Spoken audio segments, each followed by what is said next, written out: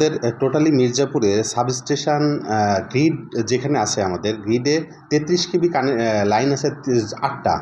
33 কেবি, তার মধ্যে মির্জাপুর গ্রিডের আমাদের মির্জাপুর গ্রিড থেকে যেটা বাউর কুমারজনী সহ মির্জাপুর জোনাল অফিসের আওতায় 6টা সাবস্টেশন আছে। 6টা সাবস্টেশনের মধ্যে আমাদের চাহিদা, টোটাল মির্জাপুর গ্রিডের চাহিদা 50 মেগাওয়াট। আমি এই মুহূর্তে পাচ্ছি 27 মেগাওয়াট পাচ্ছি। আর টাঙ্গাইলের চাহিদা হচ্ছে 100 মেগাওয়াট, আমরা পাচ্ছি 52 মেগাওয়াট। তো মির্জাপুরের চাহিদা, মির্জাপুরে অলরেডি 23 মেগাওয়াটের ঘাটতি আছে এখন পর্যন্ত। আজ এই এখনকার নিউজ যে আমাদের 27 মেগাওয়াট বরাদ্দ এবং 23 মেগাওয়াট ঘাটতি আমাদের।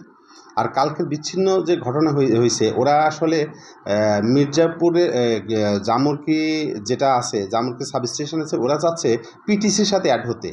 পিটিসির যার লোড নেয় হচ্ছে 1/2 মেগাওয়াট, আর ওদের যে ফিডারটা ইউজ করে ওরা 2.5 মেগাওয়াট।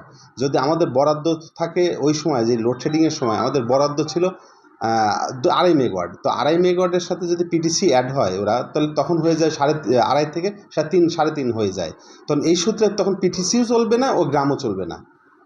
তো এই সূত্রে আমরা কালকে আমাদের মন্ত্রী স্যার বলেছেন যে 2 দিনে বা যে কারিগরি সমস্যা আছে সমাধান হয়ে গেলে বিদ্যুৎ উন্নতি হবে এবং বিদ্যুৎ সবার সরবরাহ দেওয়া যেতে পারে। সার্বক্ষণিক ঊর্ধ্বতন কর্তৃপক্ষের সাথে যোগাযোগ হচ্ছে। আমাদের স্থানীয় যিনি এমপি মহোদয় আছেন, উনি সার্বক্ষণিক সব দায়িত্ব উনি নিয়েছেন। আমাদের বিদ্যুতের বিষয়ে সার্বক্ষণিক উনি বিষয়টা দেখতেছেন।